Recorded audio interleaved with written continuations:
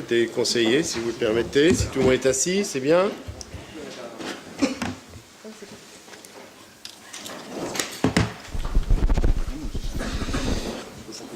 Monique Baudry, Myriam Garot, Charles Berdol est présent. Delphine Bézia, absente. Michel Biret, Hervé Boisjol, Martine Bonnet, Stéphane Bouillot, Marie-Christine Boutin, Gilbert Brianceau. On parlera de lui tout à l'heure dans quelques instants, si vous permettez. Dominique Chartier, présente. Adrien Dombal est absent, il a donné un pouvoir à Madame Gaillard. Thierry Drouin, Gino Fionneau, Hugues Fourage, il va arriver. Leslie Gaillard, Bernard Garon, Hubert Gingue, Ludovic Aubon, Jean-Michel Dallaire présent, Ghislaine Légeron, Jean-Paul Macor, Ariel Meumetot, Pierre-André Mettet, Philippe Mignet, Annette Moreton est absente. Elle n'a pas donné, elle est toujours handicapée, la pauvre. Madame Bézia est présente.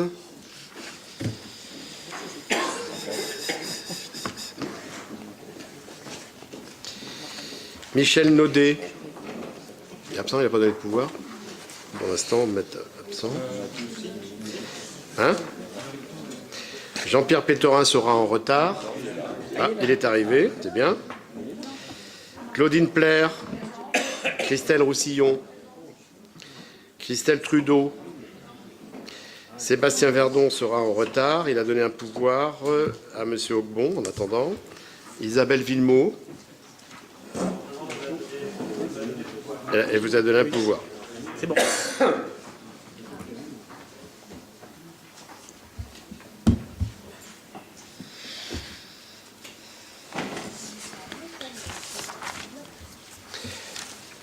Voilà, donc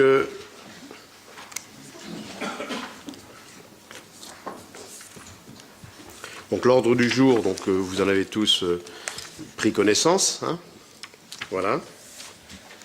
Alors donc suite à l'envoi du dossier du Conseil du 24 janvier dernier, 3 points ont été corrigés.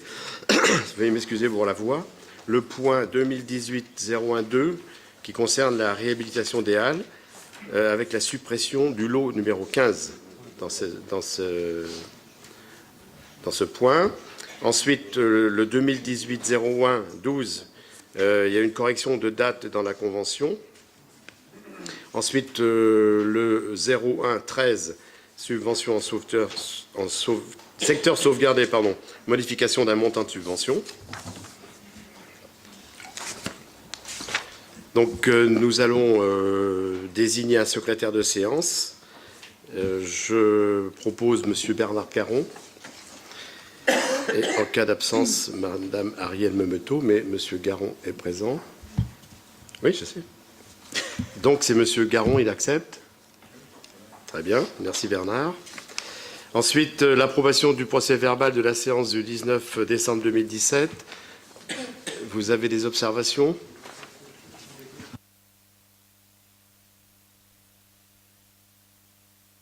De le dire, j'avais parlé de page 61, je regarde, de personnes résidant dans les EHPAD, et j'ai trouvé écrit des pupilles résidents.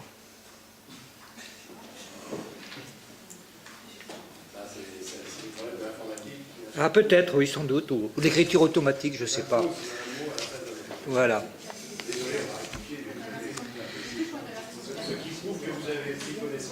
Eh ben, on lit tous les dossiers, on lit attentivement. Vous en doutiez, monsieur le maire? Vous en doutiez? Ah bon, bien. Les pupilles qui sont dans les EHPAD, non, je ne crois pas. Ça commence tôt? Ah oui, d'accord.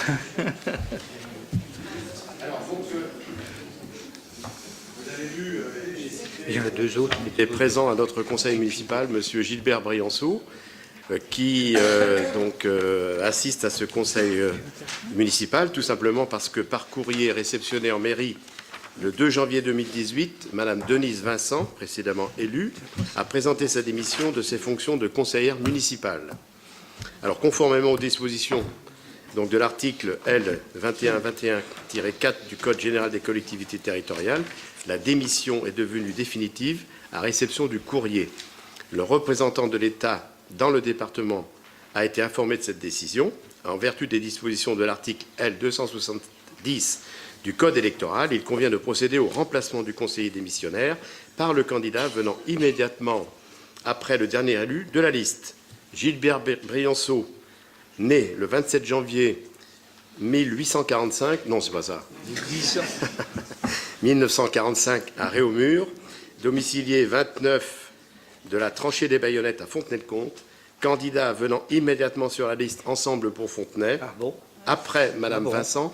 Pardon ? Je n'avais pas souvenir qu'il était sur notre liste, M. Brianceau. Alors ça, parfois je pourrais faire des petites blagonnettes, mais là, c'est pas une blague. C'est écrit, je le lis. Eh oui. C'est une erreur. C'est une erreur. Enfin, vous auriez été fier d'avoir M. Brianceau dans votre liste. Sans aucun doute. Et voilà. Donc tout s'arrange. Une dynamique. Ouais. Eh bien, nous allons rectifier. C'est une dynamique Bourg-Fontenay. D'ailleurs, M. Brianceau s'apprêtait à tout de suite procéder à la rectification. Monsieur le maire. Voilà.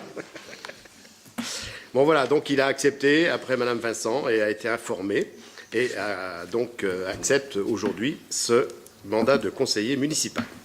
Le tableau du conseil municipal a été transmis au préfet de la Vendée et je déclare M. Gilbert Brianceau installé, d'ailleurs il l'est confortablement, comme conseiller municipal de la ville de Fontenay-le-Comte. Gilbert, si tu veux dire un petit mot. Je pense que tout le monde me connaît. Fontenaisien, je suis fontenaisien à micro. Pardon.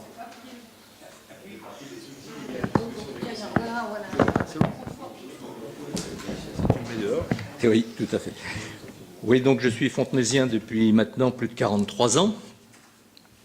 Et j'ai commencé ma vie professionnelle à la Châtaigneraie, où j'ai travaillé pendant 9 années, avant d'arriver à Fontenay-le-Comte, où j'ai dirigé l'école technique Saint-Joseph, puis le lycée Notre-Dame jusqu'en 1982.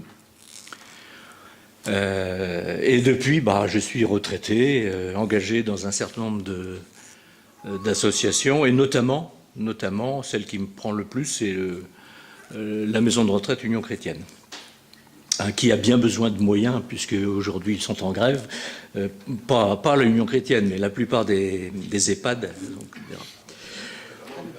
Pardon ? Notamment du personnel, oui, un réclamant du personnel. Je pense qu'il faut les soutenir parce qu'effectivement, ils en ont bien besoin. Bon, effectivement, j'étais en 31e position sur la liste, non pas Ensemble pour Fontenay. Bon, parce que je n'avais pas été sollicité. Et je m'étais inscrit effectivement sur cette liste pour ne pas être élu. Et bon, me voilà élu par le jeu des missions successives. Je suis assez pris, j'essaierai quand même d'être utile là où je serai, en fonction de mes disponibilités. Voilà. Merci, M. Brianceau. Donc, nous allons continuer le conseil municipal. Alors, donc, M. Aubon, donc, décision prise par le maire par délégation du conseil municipal, s'il vous plaît. Merci, monsieur le maire. Décision prise par le maire par délégation. Donc, 31 dossiers ont été déposés donc, entre le 25 novembre 2017 et le 23 janvier 2018. Aucun dossier n'a fait l'objet d'une préemption par la ville. Vous en avez la liste. Concernant les fonds de commerce, vous en avez également 4. Donc pareil, aucune préemption. Des arrêtés, des décisions, des concessions funéraires. Concernant les marchés, donc un marché attribué à la société Eiffage pour les travaux d'assainissement de la cour des Vauvert pour 74 726 € TTC. 2 contrôles techniques concernant les locaux de la mairie avec l'entreprise Socotec, un pour 781 € et l'autre pour 1320 €. Le cabinet qui va donc réviser le PLU de Fontenay-le-Comte, donc attribué au groupement GECO de La Rochelle pour 78 537 €. Et puis le marché d'assurance qui a été revu pour 290 831,30 €. Voilà, donc il vous est proposé de prendre acte. Y a-t-il des observations? Madame Chartier. Oui, j'aurais quelques commentaires ou questionnements en lien avec les contrats d'assurance renégociés. Tout d'abord, le coût symbolique de la responsabilité pénale des élus à 579 €, voilà, qui m'interroge quand on voit l'importance de celle-ci à l'occasion de phénomènes comme Xynthia. Dans le contrat d'assurance incendie divers dommages aux biens, l'importance de la liste intercalaire d'exclusion au nombre de 35. Et la responsabilité civile, pour un coût de 6 908 €, il y a un amendement numéro 5 qui apporte des exclusions complémentaires et je voudrais en citer quelques-unes qui m'interpellent. Donc, elle exclut les manifestations sportives comportant l'utilisation de véhicules à moteur de tout genre, les rassemblements de plus de 5 000 personnes. Donc, qu'en est-il pour le Tour de France, qui sera responsable, et notamment aussi pour la Biennale ? Et les activités relevant du secteur de la construction, et notamment les activités de lotisseurs, d'aménageurs, de constructeurs, de réhabilitation, de démolition, de promotion immobilière, de maîtrise d'œuvre, pour son propre compte ou délégué. Voilà. Et puis par ailleurs, il y a l'assurance spécifique de l'aérodrome pour un montant de 7 378 €. Donc très régulièrement, nous sommes amenés à engager les finances de la ville sans avoir une vue d'ensemble des besoins de cette structure. Pour rappel, ces derniers mois, donc nous avons voté vous avez voté le GNSS, investissement de 61 000 € avec une maintenance de 3 500 € par an. Qu'en est-il de la participation des entreprises et de la communauté de communes? Et en décembre, une subvention au club aéronautique de 6 300 € a été votée. Pour combien de Fontenaisiens? En tant qu'élu, je souhaite avoir une vue globale de ce dossier pour évaluer si cette infrastructure ressort de la ville ou de la communauté de communes. Il y a plusieurs questions dans la même question, j'ai l'impression. C'est-à-dire qu'il y a... Alors, concernant les assurances, Oui. donc tout ce que vous avez énuméré, cité, si vous voulez, ce sont les clauses qui sont naturellement exclues de tout contrat d'assurance. Vous n'avez pas une seule assurance qui puisse garantir les risques liés à tout... Au rassemblement de 5000 personnes, par exemple, c'est... Non, mais c'est autre chose. C'est par manifestation. Oui. C'est-à-dire que là, on est sur des contrats annuels. Mais d'accord, mais à la Biennale ou au Tour de France, qui soit responsable en cas de problème? Les co-organisateurs. Eh bien, les co-organisateurs et puis en même temps le comité de Biennale, donc normalement, prend une assurance spécifique concernant la Biennale. C'est eux les organisateurs. Ils sont considérés comme organisateurs. Et par rapport à tous les projets immobiliers, en fait, là, de la ville, autour de l'immobilier, ça va être. Est-ce que ça va poser un problème? Dans quel domaine? Dans l'immobilier. Oui. Eh ben, je pense à l'île aux Luceaux et tous les projets qu'il y a autour de l'immobilier que la municipalité a. Non, mais... Il faut pas tout mélanger. Oui, enfin, écoutez, je pense qu'il va falloir qu'on vous apporte une réponse écrite par rapport à chaque contrat. Parce que les sociétés, si vous voulez, d'assurance ont été consultées avec un cahier des charges relativement complexe, précis et détaillé. Donc, moi, je n'ai pas tous ces contrats en tête, mais on vous apportera effectivement la preuve de notre bonne foi et puis de la qualité de la consultation. Voilà. Et donc à travers la question de l'assurance pour l'aérodrome de 7 000 €, je posais la question en fait de cette structure en fait qui revient régulièrement au Conseil pour différents sujets. Et voilà, est-ce que la répartition, est-ce qu'on en est dans la répartition entre l'aérodrome, enfin la communauté de communes, les entreprises et la ville? Voilà. Aujourd'hui, cet équipement est municipal. Oui. Il est entretenu par la mairie, par la ville. Aujourd'hui, vous parlez du GNSS. Donc, c'est un système de navigation qui permet, par temps couvert, aux aviateurs de pouvoir atterrir dans de meilleures conditions de sécurité. En même temps, ce système est intéressant de par la proximité des éoliennes, vous voyez, qui sont situées donc dans un Oui, périmètre. je ne parle de pas moins- du fond de ce. Je Non, mais ne discute pas de ce. Oui. C'est la répartition. Alors la répartition, normalement, elle se fait un tiers communauté de communes, puisqu'il y a les équipements économiques, un tiers ville de Fontenay-le-Comte, et puis un tiers professionnel. Théoriquement. Oui, théoriquement, selon nos accords. C'est nos accords. Mais c'est. Et ensuite, la maintenance appartient pleinement aux professionnels. Ah, d'accord. Voilà. Voilà, mais néanmoins, Alors, je pose au la niveau- question, est-ce que vraiment cette structure ressort des compétences de la ville? Ben oui, puisque présentement, nous en sommes Ah oui, propriétaires. bien sûr. Non, mais il y a d'autres choses, d'autres biens qui ont été vus, qui ont été Ah ben, c'est-à-dire que renégociés avec la vous communauté avez de des communes. espaces qui sont dédiés à l'économie. Oui, Bon, justement. alors, ces espaces relèvent de la compétence de la communauté de communes. C'est-à-dire qu'ils sont situés à proximité de l'aérodrome, ils sont même à l'intérieur de l'aérodrome, mais avec une gestion communauté de communes. Je sais pas, j'ai répondu à votre question. Oui, non. Puis il y a et les clubs aussi. Est-ce qu'il y a beaucoup de Frontenaisiens? Est-ce que c'est vraiment de la Ah, de la vous voulez compétence? dire, oui. Mais il y a aussi ça. Il y a aussi qui ça parce que profite c'est et qui profite aussi de utilise, cette structure, oui. la structure. Ah ben, écoutez, là, c'est un équipement qui est ouvert à toute personne, disons, possédant un avion et souhaitant se poser à Fontenay. Oui, puisqu'on- d'accord. Oui, mais On n'a pas de droit d'atterrissage. comment? On n'a pas de droit d'atterrissage. Ouvert à la circulation publique. Parce que normalement, on serait en mesure de faire payer l'atterrissage 5, 6, 10 euros, Ah 20 oui, d'accord. euros à toute personne atterrissant à Fontenay-le-Comte. Mais ce n'est pas le cas parce qu'il faut payer une personne pour justement contrôler l'atterrissage et facturer, quoi. Donc ça nous coûterait 20 Ah oui. fois plus cher. Mais je repose la question quand même, entre autres, par rapport à l'Aéroclub, qui a perçu une subvention de 6 000 euros. Quel est le nombre de Fontenaisiens qui bénéficient de cette Bah, je ne suis pas en mesure aujourd'hui de vous donner les adresses de chacun. Non, mais je l'ai demandé, des on ne me l'a adhérents. pas donné. C'est pour ça que Ah oui. que je la pose au Conseil. Ouais. Alors il faut savoir aussi, c'est que l'Aéroclub forme des aviateurs. Ils ont également une mission de formation.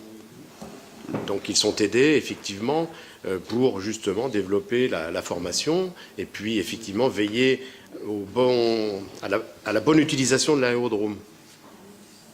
Voilà. Ouais. C'est bon? Oui, enfin pour moi la question est toujours pleine et entière. C'est parce mais que vous avez voulez, fait vous votre voulez vous réponse. présenter au brevet de pilote? Je préfère d'autres modes de transport, monsieur le maire. En vélo? Voilà, c'est bien. Merci.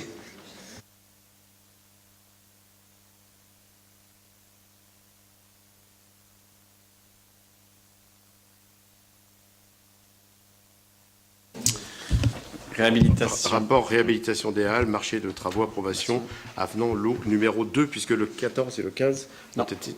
C'est le 2 et le 14, on en a retiré oui, le 15. Le trait était un peu mal fait, là, oui. Voilà, donc vous avez donc, suite à l'avancée du chantier de réhabilitation des Halles, comme à peu près à chaque conseil, vous avez des avenants. Donc il s'est avéré nécessaire de réaliser donc des travaux complémentaires et d'en supprimer comme suit. Donc l'entreprise Billon qui a fait donc le nettoyage des façades du syndicat de copropriété.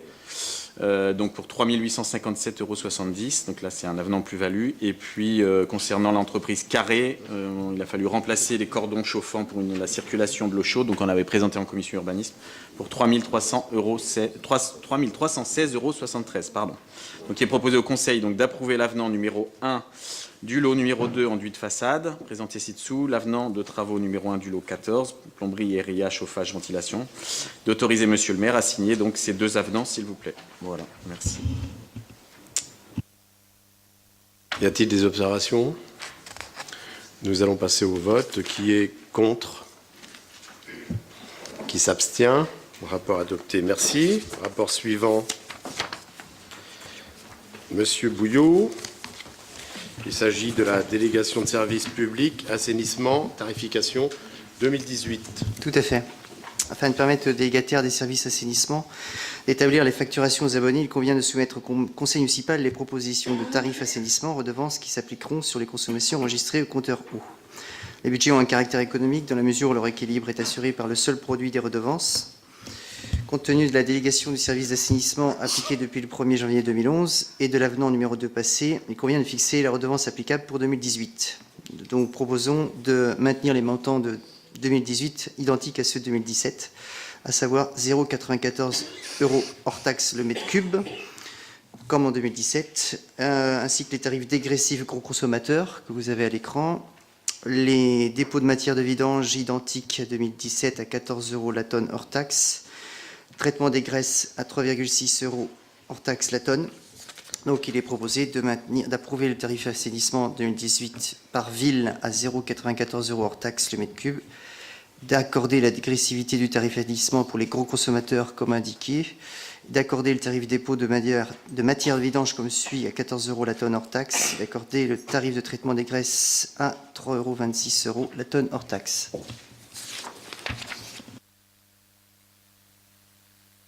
Donc, globalement, les tarifs sont reconduits sur l'année 2018, quoi. Donc, qui a des observations? Madame Chartier? Donc, en juillet, j'ai fait une longue intervention suite au rapport de Veolia concernant le service d'assainissement. Vous m'aviez promis, monsieur le maire, de fournir des éléments de réponse. Je me permets donc de vous rappeler que je suis toujours désireuse de mieux comprendre. Et par ailleurs, quand pourra-t-on avoir les résultats de l'étude ODZ? D'autre part, dans cette période de souhait, j'espère qu'une vigilance maximum sera apportée tant de la part des élus que des services municipaux pour que Veolia respecte l'ensemble de ses obligations. Je vous rappelle qu'en 2017, Veolia a augmenté ses prix, a donc la possibilité d'augmenter ses prix de 10%.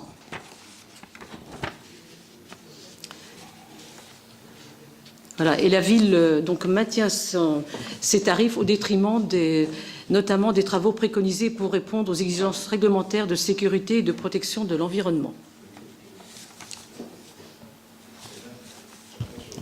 Oui, en effet, il y a un diagnostic, j'en ai déjà parlé, sur l'assainissement, sur la ville. Donc pour l'instant, on n'a pas encore le rendu diagnostic. Je pense que c'est au mois de mars. On a eu 2 réunions déjà avec l'agence Eau Loire-Bretagne et puis différents partenaires qui sont présents à chaque fois au comité de pilotage pour cette étude. Donc cette étude va planifier les travaux nécessaires sur le réseau d'assainissement collectif de la ville sur les 10 ans à venir. Donc c'est un gros chantier avec des sommes en face. Je n'ai pas le résultat d'étude, donc je ne peux pas la donner. Elle doit arriver en mars, donc la prochaine réunion. Voilà, quoi dire d'autre? ODZ, c'est le cabinet qui travaille sur l'étude.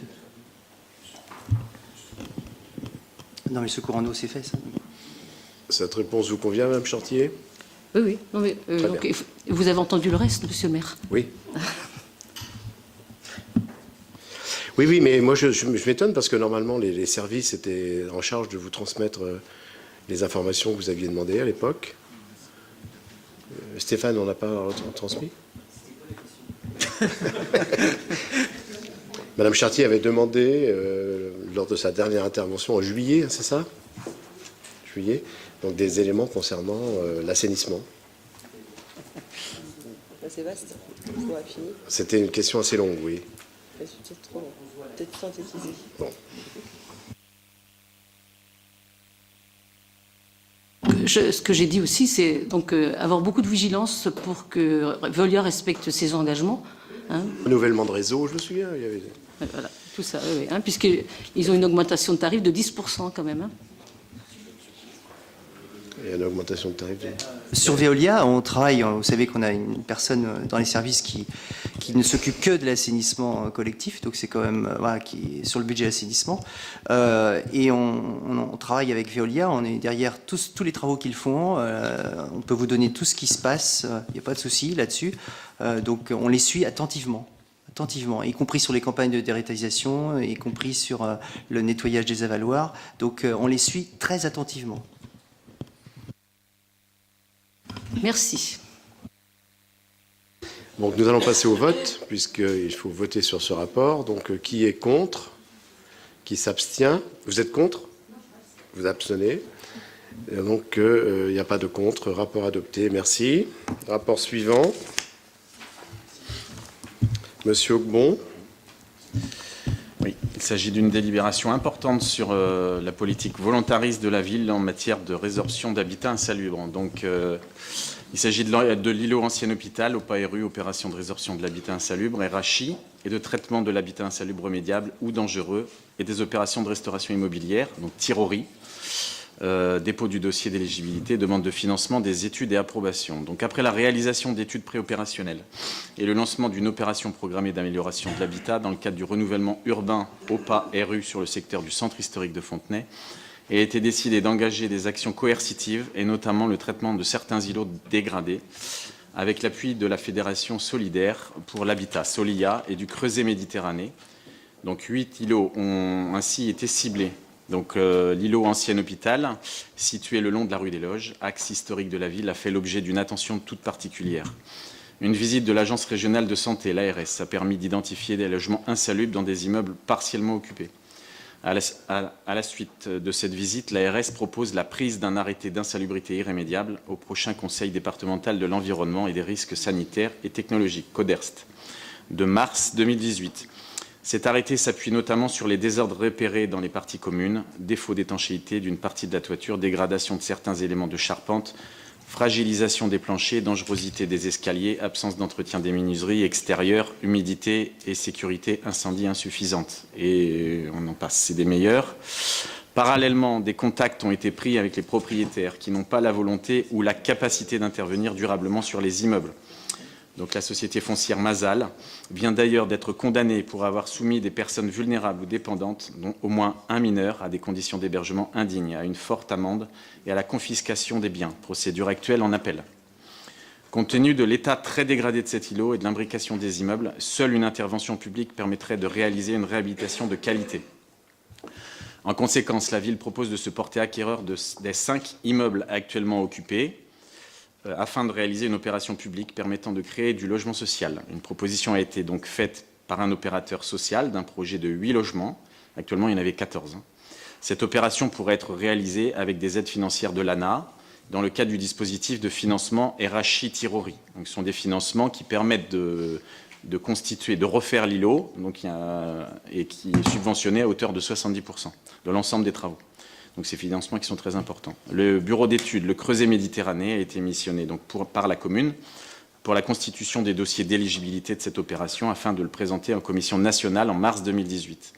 Donc le bureau d'études a élaboré donc, le dossier, estimé les études de calibrage à réaliser dont le montant s'établit à 39 000 € hors taxe, soit 46 800 € TTC. Donc il est proposé au Conseil donc, d'approuver les termes de la libération. Donc vous avez les considérants, donc je vais juste faire la fin. Donc le conseil municipal, donc après en avoir délibéré, donc approuve donc le principe de réhabilitation de l'îlot ancien hôpital sur la base du dossier annexé concernant les parcelles cadastrées, donc section AS 333, 334, 335, 346 et 347. On n'a pas de photos. On a des photos, voilà, vous avez l'îlot, hein, vous voyez c'est un îlot qui est très laniéré. Donc qui donne sur la rue des Loges et sur la place de l'ancien hôpital. On vous a fait grâce des images.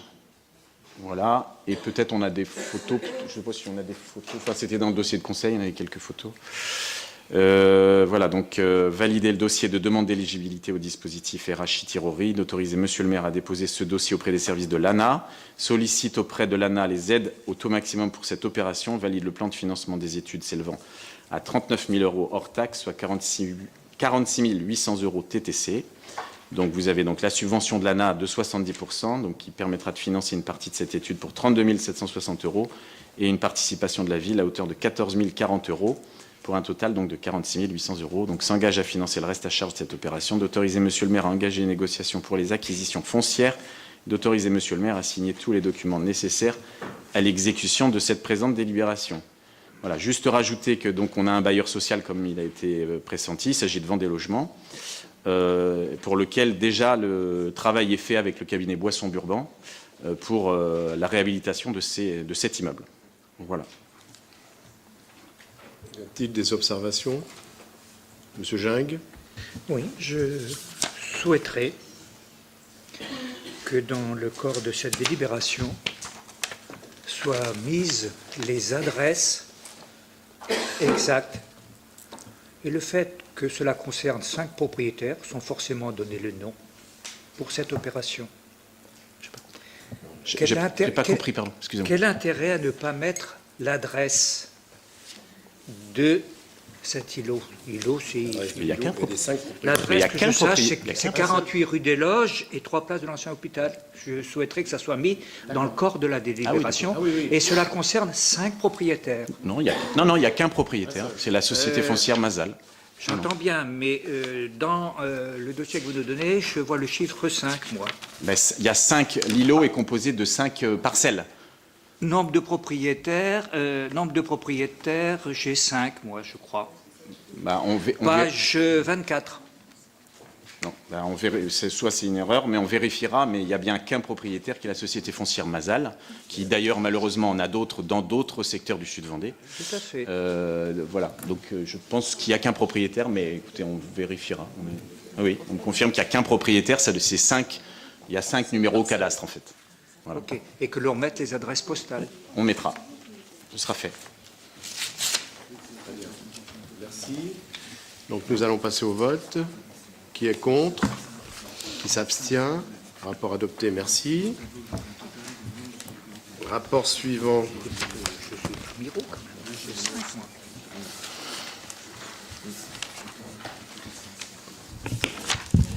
Il y en a Monsieur Ludovic Auquebon, donc il s'agit du rapport secteur sauvegardé convention avec la région Pays de la Loire. Oui, donc on en a parlé en commission urbanisme. Donc c'est le dispositif de l'aide régionale concernant le secteur sauvegardé que nous allons donc remettre en place. Donc par délibération du 31 décembre 2012, le conseil municipal de la ville de Fontenay a autorisé le renouvellement de la convention de partenariat financier avec la région Pays de la Loire afin d'aider à la réhabilitation du patrimoine architectural du secteur sauvegardé. La région Pays de la Loire propose une nouvelle convention pour maintenir ce dispositif sur le secteur sauvegardé de Fontenay-le-Comte. Cette convention permettra de poursuivre et amplifier les objectifs suivants. Donc, encourager les propriétaires à effectuer les travaux nécessaires par l'attribution de subventions régionales et communales, de mettre en place des actions concertées d'information des propriétaires par la ville et l'architecte des bâtiments de France, soutenir les propriétaires dans leur démarche administrative. Donc, les dispositions financières portant sur les taux de subvention pour la région Pays de la Loire sont cumulables avec les aides communales que nous avons déjà dans la ville de Fontenay-le-Comte. La région apportera donc une aide financière aux bénéficiaires selon le règlement d'intervention en vigueur des centres anciens protégés. Donc celle-ci est fixée à 20% donc du montant des travaux hors taxes ou TTC, selon que le demandeur récupère ou non la TVA, honoraires d'architecte inclus, y compris ceux antérieurs à la date d'attribution de l'aide régionale. La dépense subventionnable donc, est plafonnée à 50 000 €, donc vous voyez que c'est important, par propriétaire d'un immeuble et pour 3 ans, ou copropriétaire dans le cas d'une copropriété d'un même immeuble, avec un plancher donc, de 5 000 €. Après délibération donc, de la commission permanente du conseil régional, les aides inférieures à 4 000 € sont versées en une seule fois à réception des factures acquittées et de l'attestation de bonne exécution des travaux établis par l'architecte du patrimoine ou l'ABF chargé du suivi de l'opération. Donc après délibération de la commission permanente du conseil régional, les aides supérieures, c'est la même chose, non, 4 000 € sont payés donc en 2 fois, 30% au commencement des travaux et le solde à réception des factures et d'une photographie de la propriété restaurée, ainsi que l'attestation de bonne exécution des travaux établis par l'architecte du patrimoine ou l'ABF, chargé du suivi de l'opération. Donc jusqu'alors, la ville de Fontenay-le-Comte apportait donc une aide financière aux bénéficiaires, dans le cas où les travaux ont été validés par un avis conforme de l'architecte des bâtiments de France. Donc je vous le rappelle, 2 000 € d'aide forfaitaire pour tous les propriétaires dont le coût des travaux est supérieur à 4 000 € et une aide supplémentaire donc de 2 000 € pour les propriétaires dont le revenu fiscal de référence est inférieur à 30 000 € dans le cadre de travaux ayant un coût supérieur à 10 000 €. Donc ces aides concernent la restauration de façades, visibles ou non, cours, murs de clôture et les ouvertures des immeubles situés à l'intérieur du périmètre du plan de sauvegarde et de mise en valeur, à l'exception du simple entretien normal et régulier. Les propriétaires bailleurs peuvent entrer dans ce dispositif, et je crois qu'on l'a dit tout à l'heure, donc ils sont cumulables. Les 2 aides sont cumulables. Donc il est proposé au Conseil d'approuver les termes de la convention relative à la réhabilitation du patrimoine architectural du secteur sauvegardé à intervenir avec la région des Pays de la Loire, si après annexé, et d'autoriser Monsieur le maire à signer cette convention. Monsieur Gingres. Bien évidemment, nous sommes favorables à cette convention. Pour autant, il me semble qu'il y ait quelques incohérences ou contradictions entre Ce que vous dites au niveau de la ville et la délibération que nous avons prise au mois de juin 2016 et vos engagements dans cette convention aujourd'hui. En clair, en 2016, l'aide de la ville se rapporte aux travaux de restauration de façades visibles ou non, cours et murs, clôtures, travaux de réfection et changement de l'huisserie des immeubles, à l'exception des toitures. Il est rappelé que les travaux relatifs à la toiture sont ôtés du calcul du bouquet des travaux. C'était la décision du mois de juin 2016.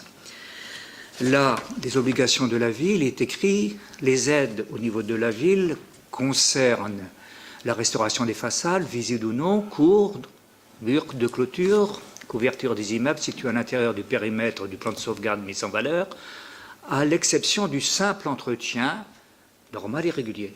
Il n'est pas question de toiture. Ça, c'est la première chose. Alors que le conseil régional prend les toitures dans les réfections complètes. Comment peut-on, d'une part, donc, signer une convention où on prendre une décision municipale où on n'accepte pas la rénovation des toitures, et je ne parle pas du remaniage ou du simple entretien. D'ailleurs, juste une parenthèse, le simple entretien commence quand? Quand dans des façades ou quand dans des huisseries, pendant des années, on ne fait pas des entretiens ordinaires, après, on demande des aides. Est-ce que c'est quoi l'entretien régulier? Cette notion n'est pas tellement précise, tant au niveau du conseil régional que de la ville. Mais au niveau de la ville donc a décidé d'exclure les travaux donc de toiture, non pas de remaniage, mais de toiture complètement. C'est une décision qui a été prise. Et là, vous ne réitérez pas ça dans votre convention avec le conseil régional. Pourquoi vous ne la mettez pas dans votre convention? Est-ce que ça poserait problème ou pas? Alors, je rappelle juste pourquoi, d'abord ça a été vu en commission urbanisme, pourquoi on a exclu. On a exclu les toitures pas par dogme, on a exclu les toitures parce que vous savez qu'il y avait eu un épisode de grêle, que beaucoup de toitures ont été refaites dans l'épisode de grêle sur Fontenay-le-Comte, sur lequel beaucoup d'assurances d'ailleurs ont remboursé des toitures. Oui. Donc le travail sur les toitures à Fontenay-le-Comte a été globalement fait. Monsieur le maire a souhaité qu'on mette l'accent sur les ravalements de façade. Il y en a beaucoup à faire dans la ville. Et c'est vrai que, voilà, compte tenu des baisses de dotation, on a décidé de concentrer l'aide de la ville sur les ravalements de façade et les menuiseries. Après, c'est un choix. Aujourd'hui, il n'est pas dit que les dispositifs se superposent. Aujourd'hui, on a un dispositif régional qui permet de faire les toitures, je dirais, tant mieux. Le dispositif n'existait plus, on le remet en place. Ça permet pour des beaux projets, puisqu'on peut quand même mettre jusqu'à avoir 50 000 € de subvention. Donc c'est important. C'est un choix. Après, on peut remettre effectivement les toitures, mais on fera aussi peut-être moins, puisque l'enveloppe, je vous rappelle, est toujours la même. Pour la ville, je crois qu'elle est de 80 000 € ou 90 000 €, je ne sais plus exactement. Donc après, c'est une enveloppe. Moi, je pense qu'il est important pour Fontenay qu'on mette l'accent sur les ravalements de façade et les ouvertures. On a beaucoup à faire. Donc voilà, c'est un choix. Après, on ne peut pas tout faire. C'est le choix qu'on a fait. Sauf avis contraire. Mais Monsieur Gingles, c'est bien précisé dans cette convention que les aides ne concernent que la restauration des façades, visibles ou non, cours, murs de clôture et les ouvertures des immeubles situés à l'intérieur du périmètre du plan de sauvegarde et de mise en valeur, à l'exception du simple entretien normal et régulier. Donc, ce qui veut dire que, tout naturellement, on exclut les couvertures, puisqu'on nous dit que les aides ne concernent que. Vous avez repris en ce sens ce qui est écrit à la page précédente, la page 30, dans les obligations de la région. Les opérations concernent la restauration des façades, visibles ou non cours, ainsi de suite. Vous avez repris la même phrase. Vous avez simplement enlevé les peintures qui pourraient être admises au niveau de la ville. Les peintures pourraient être admises au niveau de la ville, qui est quand même de l'entretien régulier, et le remaniage de couverture. C'est-à-dire que la région prend en charge les couvertures, mais pas le remaniage. Or, nous, c'est pas ça. Mais nous prenons les peintures. La région ne prend pas les peintures. En dehors de ça, c'est la même phrase. C'est tout. C'est tout simplement pour qu'il y ait une cohérence, pour que les citoyens s'y retrouvent et qu'on comprenne bien quelle est la philosophie de la chose. C'est vrai qu'il y a eu un épisode de grêle et un certain nombre de toitures ont été refaites et les gens en ont profité pour cumuler des aides. Et la ville n'a pas sur ce mandat comme sur l'ancien, je le reconnais. Oui, oui. Vérifier suffisamment, parce que les gens n'auraient pas dû cumuler. On peut pas, parce qu'il y avait des gens qui avaient même des prises en charge totales alors qu'ils n'avaient besoin que d'un remaniage. Donc on a profité. Mais c'est déficit de l'action publique de la ville depuis des années dans ce cadre-là. Et c'est pour cette raison qu'il a été décidé de ne plus prendre en charge les toitures, mais les toitures qui en ont vraiment besoin, sachant que le couvert d'une maison, d'un immeuble, c'est ce qu'il garantit dans sa pérennité. Or, là, bon, que l'on mette la question du remaniage et qu'on soit cohérent et qu'on harmonise, puisque c'est le cas, qu'on harmonise notre pratique avec celle du conseil régional. C'est tout, c'était ça ma question. Pourquoi il n'y a pas cette harmonisation ? Je voulais expliquer parce que c'est un choix. Voilà, ça permet. Les toitures étaient exclues du coup du périmètre de la ville. Désormais, avec l'aide régionale, ce sera le cas. Voilà. Non. Non, ce ne sera pas le cas. Non, Ce ne sera pas le cas. Plus faible. Oui. Ce sera pas le cas. L'aide ne sera que celle de la région, c'est tout. Oui. Oui. C'est ça, c'est ce que je dis. Mais celle de la région, tout dépend. Si on fait la toiture, la région ne suffira pas. Tout. Non, mais c'était la question. Oui, non, mais ce qui veut dire que si on revient sur cette clause, on revient Non, sur la délibération. C'est-à-dire que c'est un choix qui a été fait à un moment Oui. donné, un choix peut être fait à un autre moment, c'est tout ce que je dis. Hein. Sachant que, encore une fois, toutes les aides sont de tous les domaines visibles du domaine public, y compris dans les airs. Bon, ça, D'ailleurs, les choses sont simples. Si on ne peut pas mettre de panneaux solaires, c'est tout simplement en secteur sauvegardé. Donc, c'est pour conserver les toitures. Sauf que... on va passer à la délib quand même, mais on regardera ça et on en parlera à la prochaine commission. Donc nous allons passer au vote. Donc qui est contre? Qui s'abstient? Rapport adopté, merci. Rapport suivant.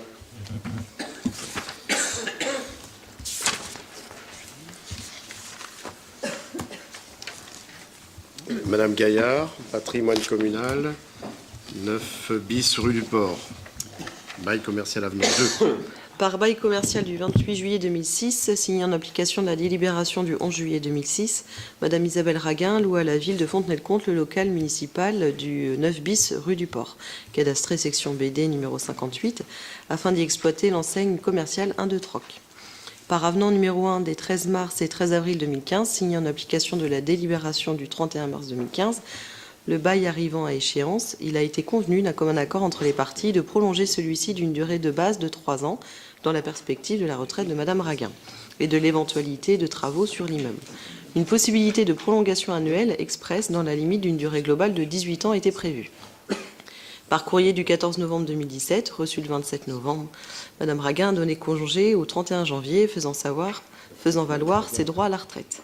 Il convient pour cela de modifier le bail par voie d'avenant. Il est donc proposé au conseil municipal d'approuver la résiliation au 31 janvier 2018 à minuit du bail commercial du 28 juillet 2006 et d'autoriser Monsieur le maire à signer l'avenant annexé à la présente délibération.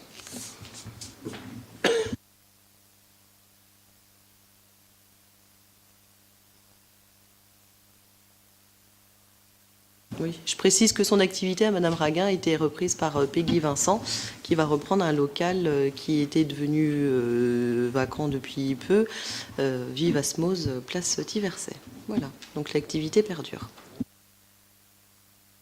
Voilà, donc y a-t-il des observations?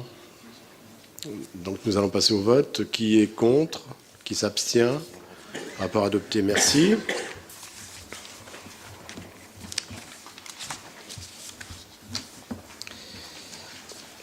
Donc je vais faire lecture du rapport suivant concernant les commissions communales et organismes extérieurs, modification suite au remplacement d'un conseiller municipal démissionnaire en la personne de Madame Vincent et remplacé par Monsieur Gilbert Brianceau. Lors des séances du 24 avril 2014 et du 3 mars 2015, le conseil municipal a créé les commissions municipales et extra-municipales et a défini le nombre d'élus siégeant dans chacune d'entre elles dans le respect de la proportionnalité. Madame Denise Vincent, conseillère municipale démissionnaire, était membre des commissions communales suivantes. Commission environnement, agriculture, développement durable, commission enfance, jeunesse, formation professionnelle, commission animation, commerce, commission Action sociale, prévention. Madame Denise Vincent était également membre de différents organismes extérieurs, à savoir membre du conseil d'administration du CCAS et membre titulaire du conseil d'établissement du foyer de Haute-Roche. Il est nécessaire de procéder à son remplacement au sein des commissions et organismes. Il est proposé la candidature de M. Gilbert Briançot en lieu et place de Mme Denise Vincent dans les instances dénommées ci-dessus. En application de l'article 2121-21 du Code général des collectivités territoriales, avec l'accord de l'ensemble du conseil municipal, il est proposé de ne pas procéder au scrutin secret. Donc, je vous pose la question, savoir si vous acceptez que ce vote se déroule à main levée. Vous êtes d'accord? Donc, il est procédé de décider de ne pas procéder au vote à bulletin secret et de nommer et installer M. Gilbert Briançot en lieu et place de Mme Denise Vincent au sein des commissions et instances que je vous ai citées précédemment et de désigner M. Gilbert Briançot membre du conseil d'administration du CCAS et membre titulaire du conseil de vie du foyer de Haute-Roche. De dire que M. Gilbert Briançot percevra l'indemnité de fonction attribuée initialement à Mme Denise Vincent. Y a-t-il des observations? Nous allons passer au vote. Qui est contre? Qui s'abstient? Rapport adopté. Merci. Rapport suivant. Je vais demander à Mme Plaire de vous faire lecture du rapport concernant le recrutement du personnel en contrat d'engagement éducatif. Merci, Monsieur le maire. Alors, afin d'assurer le bon fonctionnement des services qui ont à organiser des activités durant les vacances scolaires, la ville est amenée à recruter du personnel supplémentaire chaque année afin de répondre pleinement aux normes d'encadrement de la direction départementale de la cohésion sociale et de la protection des personnes, des DCSPP, et d'optimiser au mieux le fonctionnement. Depuis la loi du 23 mai 2006 relative à l'engagement éducatif, les associations avaient la possibilité de recruter du personnel en contrat d'engagement éducatif, contrat de droit privé, pour assurer des fonctions d'animation ou de direction d'un accueil collectif de mineurs à caractère éducatif, 80 jours maximum sur une période de 12 mois consécutifs. Les personnels sont payés sur une base d'un forfait horaire journalier non fractionnable en demi-journée qui ne peut être inférieur à 2,20 fois le montant du SMIC horaire. Le salarié peut bénéficier d'indemnités et d'avantages en nature.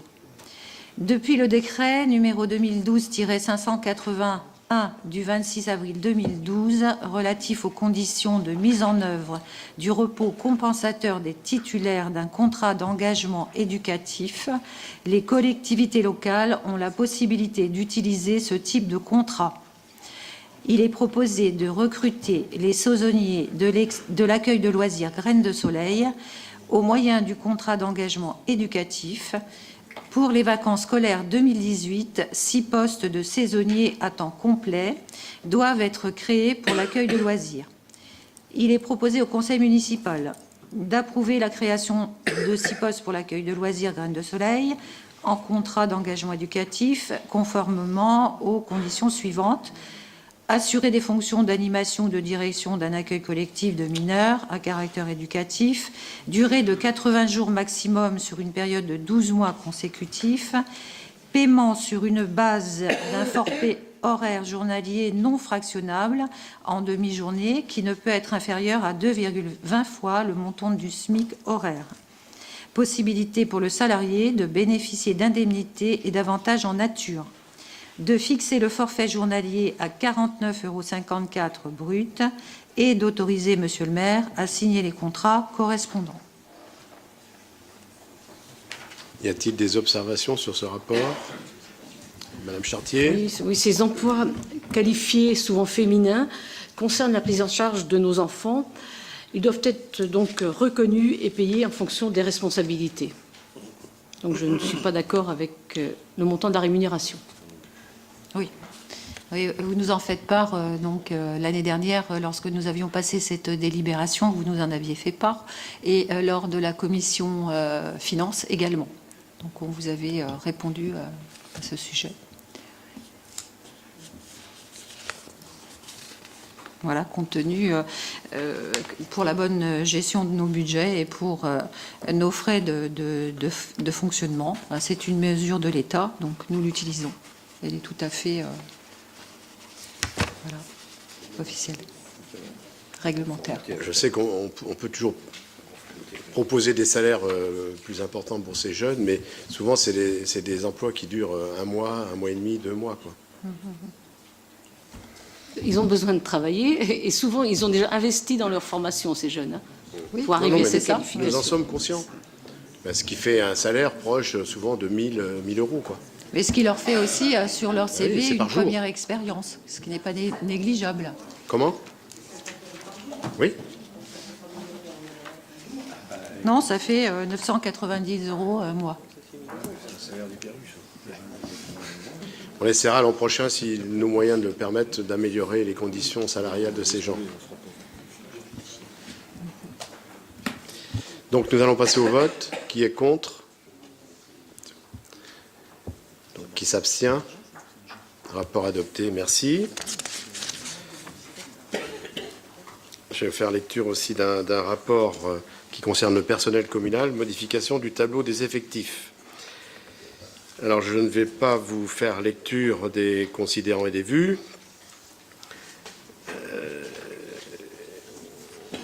Mais je vais quand même vous dire que, considérant que les missions et les compétences techniques des agents de la ville sont en évolution permanente, il convient de modifier le tableau des effectifs comme suit, c'est-à-dire création d'un poste d'adjoint technique à temps non complet, 31h30 semaine. Création d'un poste d'adjoint technique principal de 2e classe à temps non complet, 34 heures semaine. Création d'un poste de brigadier chef principal. Suppression d'un poste d'adjoint technique à temps complet. Suppression d'un poste d'adjoint technique principal de 2e classe à temps non complet, 29 heures semaine. Et suppression d'un poste de gardien brigadier qui est devenu brigadier chef principal. Donc vous avez le tableau sous les yeux. Donc nous avons un équilibre entre création et suppression. Voilà, y a-t-il des observations sur ces tableaux? Nous allons passer au vote. Qui est contre? Qui s'abstient? Rapport adopté, merci. Rapport suivant, c'est également à ma charge. Convention d'objectifs, comité des œuvres sociales du personnel communal.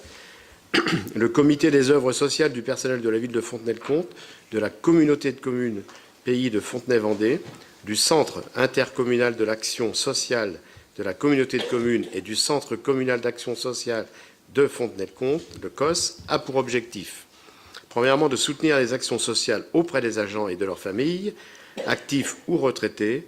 Ces actions tendent à resserrer les liens et l'entraide entre les agents, de favoriser le départ en vacances des enfants, d'organiser des animations et des sorties pour le personnel communal. La subvention au COS a été votée au budget principal lors du conseil municipal du 19 décembre 2017. Elle s'élève pour 2018 à 46 729 €.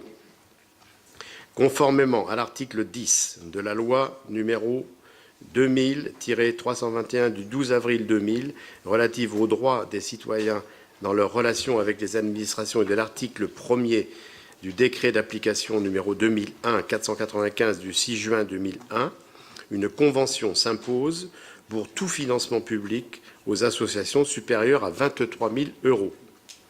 Le Conseil municipal a approuvé par délibération du 31 mars 2015 la convention d'objectifs du comité des œuvres sociales du personnel communal de la ville de Fontenay-le-Comte. Cette convention arrivant à échéance fin mars 2018, une nouvelle convention doit être conclue. Il est donc proposé au Conseil municipal d'approuver la nouvelle convention à passer avec le comité des œuvres sociales du personnel communal de la ville de Fontenay-le-Comte pour une durée d'1 an, reconductible 3 fois, et de m'autoriser à signer cette convention. Y a-t-il des observations? Donc nous allons passer au vote. Qui est contre? Qui s'abstient? Rapport adopté. Merci.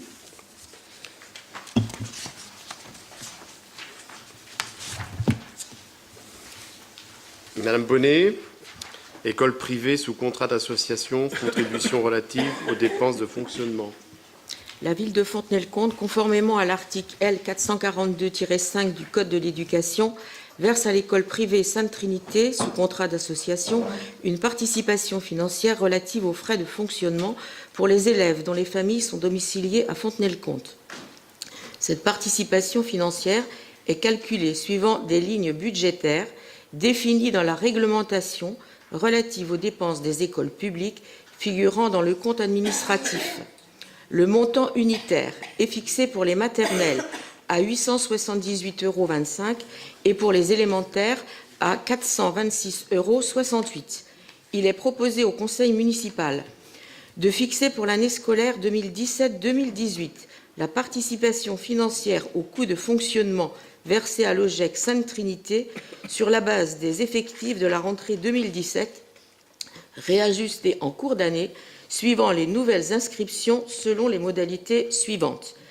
Donc 74 maternelles pour un total de 64 990,50 €, 139 élémentaires pour un total de 59 308,52 € et les estimations inscriptions en cours d'année 2500 €, soit un total de 126 799,02 €. D'approuver la convention relative à la participation financière au coût de fonctionnement de l'OGEC Sainte-Trinité, de rappeler que les versements pour l'année scolaire 2017-2018 interviendront selon les modalités suivantes: 80% de la subvention versée le 15 février 2018 et 20% restants avec les crédits complémentaires relatifs aux inscriptions en cours d'année au 15 juillet 2018. D'autoriser Monsieur le maire à signer les documents à intervenir avec l'OGEC Sainte-Trinité. Y a-t-il des observations sur ce rapport? Une observation d'ordre plus général, Monsieur le maire, sur ce rapport, enfin, sur la situation des écoles en général. La presse s'est fait écho d'un certain nombre d'éléments, notamment par rapport à l'école des Cordeliers très récemment. Et donc, la question qui se pose, puisque il est dit que la municipalité n'a pas pris de décision ni par rapport à l'école des Cordeliers, ni par rapport à une carte scolaire. Je pense qu'il y a une certaine forme d'inquiétude aujourd'hui. On aimerait savoir quelles sont vos orientations en la matière aujourd'hui. Si c'est vers une carte scolaire, comment vous voulez la faire? Comment vous voulez organiser la question des écoles sur la ville de Fontenay-le-Comte, parce que c'est un enjeu extrêmement important, notamment un enjeu, j'allais dire, de dynamisation de quartier, un enjeu de dynamisation d'un certain nombre de secteurs. Vous connaissez notre position par rapport à la fermeture de l'école de Marceau-Breteau et faire en sorte qu'il n'y ait qu'une école du côté de Florence-Artaud. Pensons pour notre part que les écoles, ça contribue. Et quand on entend les maires des communes aux alentours, les écoles, ça contribue à la dynamisation d'un quartier. Donc, dans ce que nous avons vu jusqu'à maintenant, nous sommes inquiets des orientations qui pourraient être prises. Donc, notre question, c'est de savoir où vous en êtes aujourd'hui. Alors, votre inquiétude qui se traduit par une inquiétude des parents d'élèves est justifiée, c'est vrai, effectivement. La ville de Fontenay-le-Comte, qui comporte aujourd'hui 5 écoles, donc de par la réduction des effectifs, voit très certainement la fermeture de 2 classes supplémentaires à la rentrée 2018-2019. Ça, ce sont des indications, des informations qui nous sont communiquées par l'inspection académique. Bon, alors vous avez souligné effectivement le cas de l'école des Cordeliers. Alors cette école aujourd'hui, en élémentaire, se compose de 40 élèves et puis 66 élèves en maternelle, 40, et en élémentaire, 66, globalement. Bon, Il y a 4 classes d'ailleurs, il n'y a qu'une classe donc en élémentaire et puis 3 classes, donc non, une maternelle, je me trompe à chaque fois. Et puis donc 3, voilà. Donc aujourd'hui, nous sommes en relation avec l'inspection académique, donc pour examiner avec l'inspection académique, d'une part, ce n'est pas une carte scolaire qui serait mise en place, mais une sectorisation. Donc on regarde déjà le principe de cette sectorisation, voir un petit peu de comment les élèves se répartiraient avec ce projet. Mais quand on parle de sectorisation, on parle seulement des élèves qui arriveraient à Fontenay à la rentrée 2018-2019. C'est-à-dire qu'on ne redistribue pas les élèves qui sont actuellement accueillis dans une école. Oui, c'est une répartition qui se fera progressivement, mais en fonction des inscriptions sur la commune de Fontenay-le-Comte. Alors aujourd'hui, concernant l'école des Cordeliers, donc il n'y a aucune décision de prise. Je n'ai pas pris de décision. Hein, et donc la décision sera certainement prise donc soit semaine prochaine, soit semaine suivante, en fonction des informations que nous allons obtenir de l'inspection académique. Alors, je vous accorde, le mot juste est celui des textes, c'est sectorisation, mais dans le langage populaire et commun et connu, c'est la carte scolaire. Donc, et la carte scolaire, ou la sectorisation, ça vise à répartir les élèves en fonction de leur lieu d'habitation et d'orientation que la municipalité peut donner. Oui, mais la carte scolaire est définie par l'Éducation nationale et la sectorisation, le secteur est défini par la ville. Oui, enfin, ceci dit... Bon, c'est un détail, c'est... là où on peut se rejoindre, c'est que c'est la ville qui a les cartes en main. Tout à fait. Si je peux le dire de cette manière-là. Donc la ville a les cartes en main. La question de la sectorisation est une question extrêmement importante. Je ne vois pas comment vous pouvez dire que la sectorisation serait uniquement pour l'avenir. À mon avis, elle s'applique pour tout un chacun d'entrée de jeu. Je voudrais vous apporter quand même un certain nombre de précisions. Actuellement, au Cordelier, il y a 99 élèves. Dans les projections pour l'année prochaine, c'est 93. Vous savez très bien, comme moi, que dans ces cas-là, il n'y a pas de fermeture de classe du côté des Cordeliers. Moi, ce que j'aimerais, c'est qu'il y ait une vraie étude qui soit faite sur les prévisions de l'éducation nationale. Vous le savez aussi bien que moi, les prévisions de l'éducation nationale, elles sont à un moment donné, et qu'il y a des fluctuations fortes qui peuvent s'opérer. Et donc là, ça suppose que le conseil municipal ait quand même des informations sur ces questions-là. Quant à la sectorisation, ce qui m'inquiète dans ce que vous venez de dire, monsieur le maire, c'est que vous venez de nous dire que vous prendrez la décision la semaine prochaine ou la semaine d'après. Je me permets juste de vous rappeler qu'en la matière, pour sectorisation et fermeture de classe, c'est la compétence pleine et entière du conseil municipal. Donc vous pouvez éventuellement proposer une telle décision, en tout cas c'est la compétence du conseil municipal. Et que donc, si vous en êtes à vous poser cette question et prendre une telle orientation pour la semaine prochaine ou la semaine d'après, moi je vous demande qu'il y ait une réunion en urgence, sur cette question, pour pouvoir en discuter, que le conseil municipal soit pleinement informé de vos orientations et des conséquences de ces informations, comme je le disais tout à l'heure, en termes d'urbanisme, en termes de bassin de quartier, parce que c'est quand même, si vous allez vers cette définition d'une sectorisation, c'est quand même l'avenir d'un certain nombre de secteurs, l'avenir aussi pour les parents, d'organisation. Donc ça ne se fait pas comme ça. Je vous rappelle que vous avez supprimé l'étape, alors que vous nous aviez dit que vous ne feriez pas, vous avez supprimé l'étape au 1er juillet de cette année, informant très tardivement d'ailleurs les parents. Il me semble que sur cette question-là, qui est une question d'importance, vous devriez, en tout cas, c'est une des propositions que l'on vous fait, de faire en sorte que nous ayons une réunion à huis clos, pourquoi pas, de travail, mais vraiment approfondie sur cette question, parce que c'est aussi une partie de l'avenir de notre ville. Je peux développer très largement sur Marceau-Breteau et la reconversion des quartiers, le lien entre les quartiers et les écoles. Mais ça fait partie des discussions que l'on pourrait avoir autour de la table du conseil municipal. Bon, alors cette question n'est pas à l'ordre du jour, certes, et je peux vous dire qu'actuellement, ce sujet est à l'étude, donc en lien avec l'inspection académique. Voilà, c'est tout ce que je puis vous dire aujourd'hui. Pardon ? Vous refusez la proposition Je n'ai qu'on pas puisse... dit que je refusais votre proposition, mais tout va dépendre quelle décision sera prise. C'est vous qui avez les clés en main, monsieur le maire, si je peux me permettre. Puisque vous avez dit tout à l'heure que vous preniez une décision, ou vous allez prendre une décision la semaine prochaine ou la semaine d'après. Prononcer sur ce sujet, imaginons qu'on décide de maintenir cette école en activité. Je ne vois pas l'intérêt de se réunir.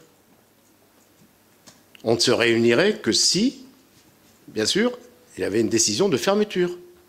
Voilà, donc je ne peux pas me prononcer aujourd'hui, vous voyez, c'est tout. Je peux juste vous dire, monsieur le maire, c'était pour participer à la réflexion. Oui. Et donc, participer à la réflexion, c'était avant votre prise de décision. Oui. Alors, je sais que vous avez rencontré les parents d'élèves, je les ai reçus également. Et voilà, donc je me suis engagé à les tenir informés dans les meilleurs délais de l'orientation qui sera prise. Voilà. Donc, on clôt le débat sur les écoles. Mais il faut quand même se souvenir qu'à Fontenay-le-Comte, il y a encore 5 écoles. 5 écoles, alors que dans d'autres communes, il n'y en a qu'une ou 2. Équivalente, hein. Je parle des Herbiers, je parle de Luçon. Donc, on a encore quelques établissements pour accueillir nos enfants. C'est pas... Oui, mais 5... Oui. Votre comparaison sur les Herbiers, c'est école publique, et vous savez très bien que le rapport entre école publique et école privée aux Herbiers n'est pas le même qu'à Fontenay-le-Comte. Oui. Bon, oui. Oui, allez-y, madame. Oui, d'une part, je partage totalement le point de vue de M. Fourage et sa demande. Et d'autre part, je reviens à la délib. J'ai demandé des justificatifs concernant le coût moyen des élèves du public. Et en fait, on ne nous a pas donné ces éléments. Donc, je ne vois pas comment on peut établir un montant sans qu'on puisse justifier du montant. Ne fais pas les calculs comme ça... Donc, vous savez... Mais c'est les mêmes que l'année dernière, mais on n'a pas de justificatif pour cette année. Vous avez posé la même question l'année passée. Je vais vous faire la même réponse. Donc, il suffit d'aller dans un tableau annexe du compte administratif 2016 qui vous a été remis, la même chose que vous m'avez fait voir tout à l'heure, et vous aurez le détail de... Alors, attendez... Tout ce qui est chauffage, fourniture d'entretien, vêtements de travail, fourniture scolaire, fêtes et cérémonies. Je ne sais pas si vous vous souvenez, l'année dernière, vous m'aviez interrogé là-dessus. Fêtes et cérémonies dans les écoles, c'est tout simplement le spectacle de Noël qui est offert aux maternelles. Téléphone, vous avez tout le déroulé des différents postes. Et donc, après, en fonction du nombre d'enfants qui fréquentent les écoles publiques de la ville de Fontenay, maternelle d'une part, élémentaire d'autre part, eh bien, on peut diviser et on arrive donc au chiffre que j'ai lu tout à l'heure, 878,25 et 426,68. Et je peux ajouter pour mes collègues que la moyenne départementale au niveau de l'élémentaire est de 425 et des maternelles 895. Donc nous sommes tout à fait dans la moyenne départementale. Oui.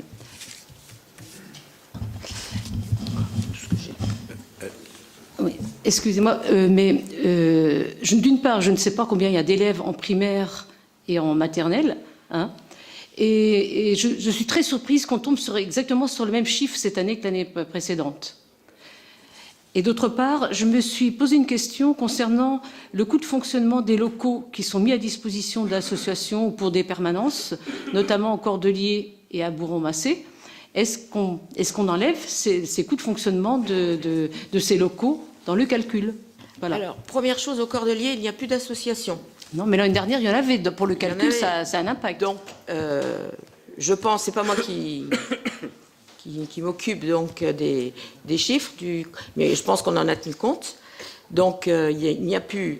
alors, à Bourron-Massé, il y a 2 associations qui se partagent un local, effectivement, mais je pense que...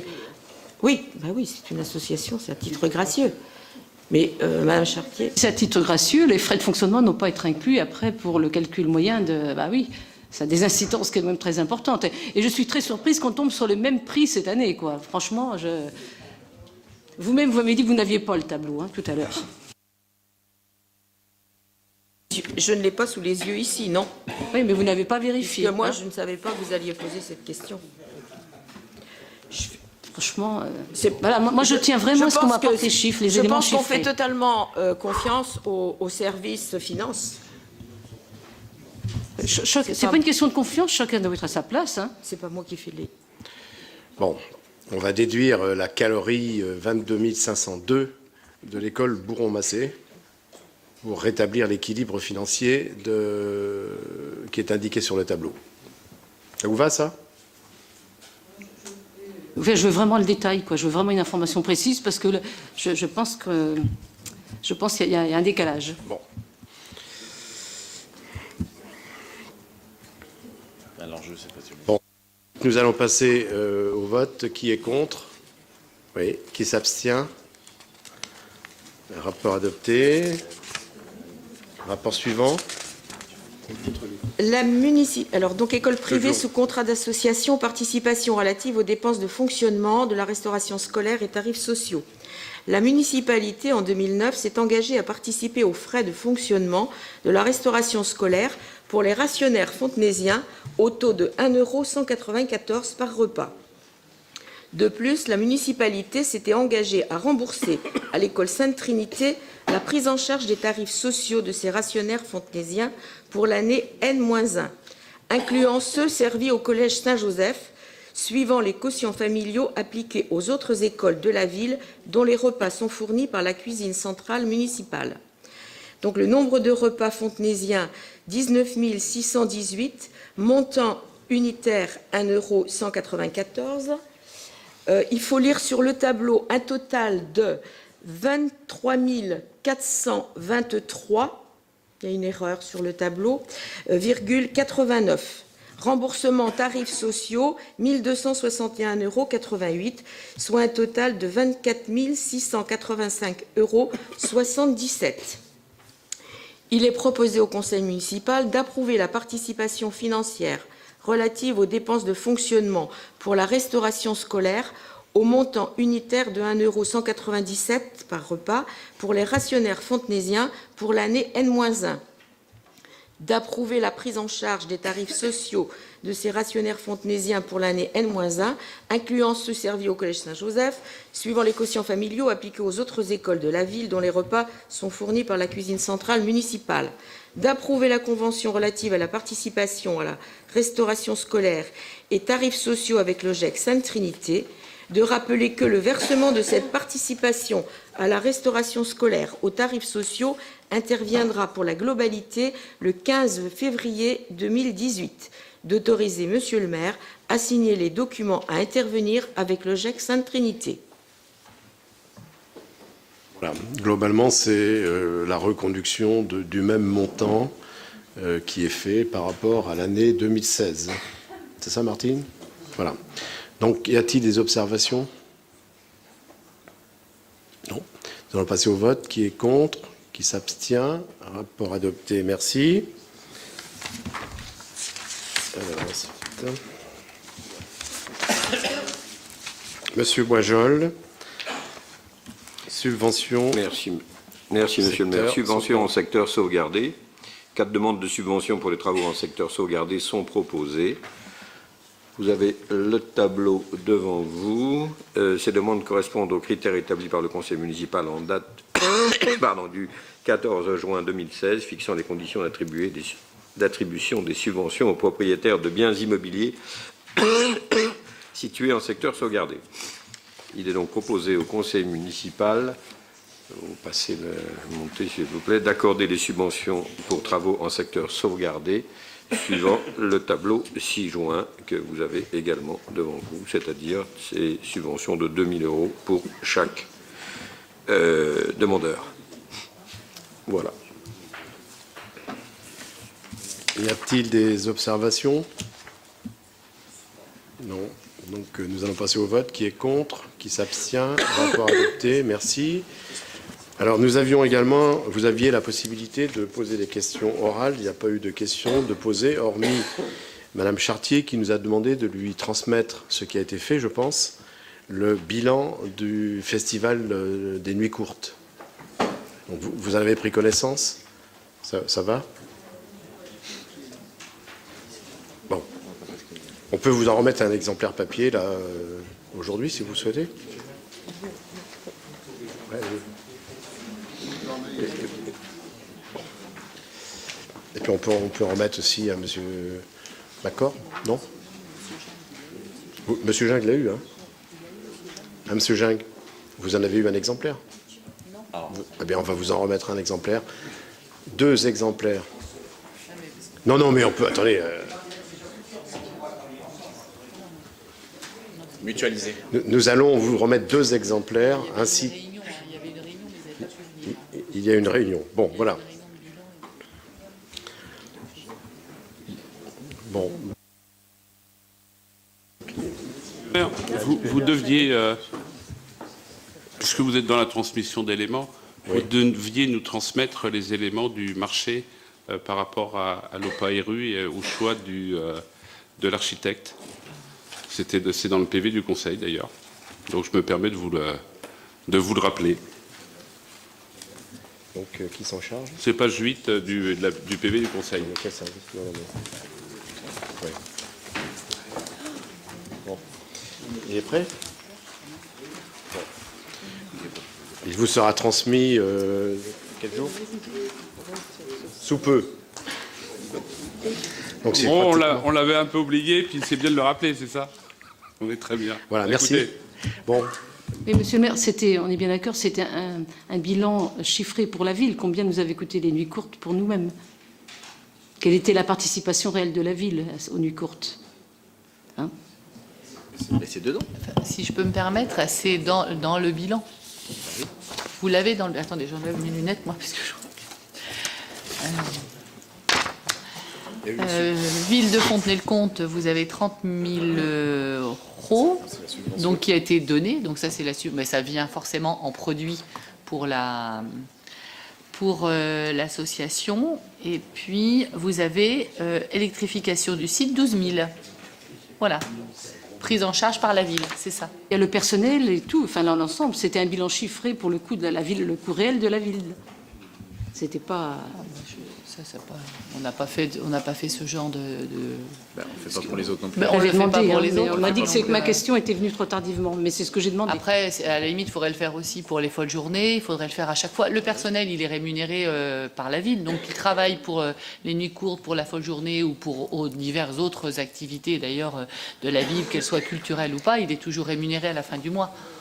Bien sûr, mais c'est intéressant quand même pour savoir combien coûte cette manifestation réellement à la ville. C'est pas en dehors des prestations. Madame Garot, quand bien même il est payé, heureusement qu'il soit payé à la fin du mois. C'est pas un scoop ce que vous nous dites là, parce que autrement je serais inquiet.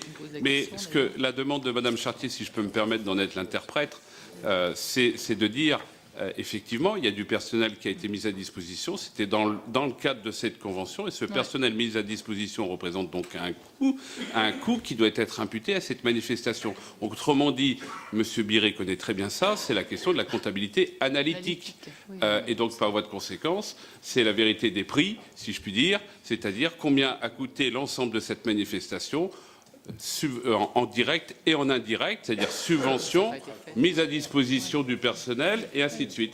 Et c'est cette demande qui est faite par Madame Chartier. Oui, non, mais on le fera, mais à aujourd'hui, ce n'est pas le bilan qui avait été fait. Le bilan avait été fait, on avait fait une réunion justement en invitant la commission culture. Le bilan est fait par rapport justement aux charges et aux produits que l'association a pu porter pour ce festival et qui d'ailleurs se révèle avec un excédent de 7 000 et quelques euros pour la première année, quoi. Mais oui, on vous l'apportera. Hein, mais par contre, il faut que je demande au service de l'espace culturel de la gare, et puis peut-être en lien avec le service RH. Hein, on vous apportera ça la prochaine fois. Si je peux me permettre, Madame Garot, si vous dites qu'il y a un excédent de 7 000, mais si vous considérez les charges de personnel, je ne suis pas sûr que nous sommes dans une phase d'excédent, ce qui change un peu la nature même de la communication qu'on peut avoir sur la question. C'est comme toutes les manifestations culturelles qui se tiennent à Cassin. Pas que culturelle, mais associative. Mais encore une fois, monsieur le maire, on ne vous dit pas le contraire. Non, non, mais... On dit simplement que si on veut aller au bout de la logique, et la logique de savoir quelles sont...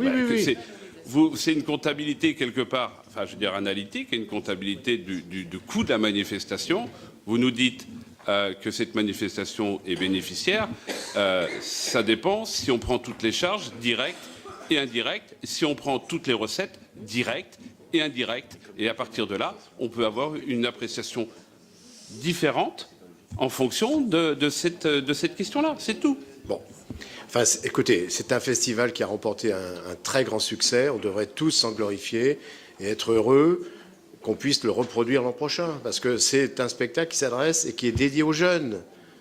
Voilà.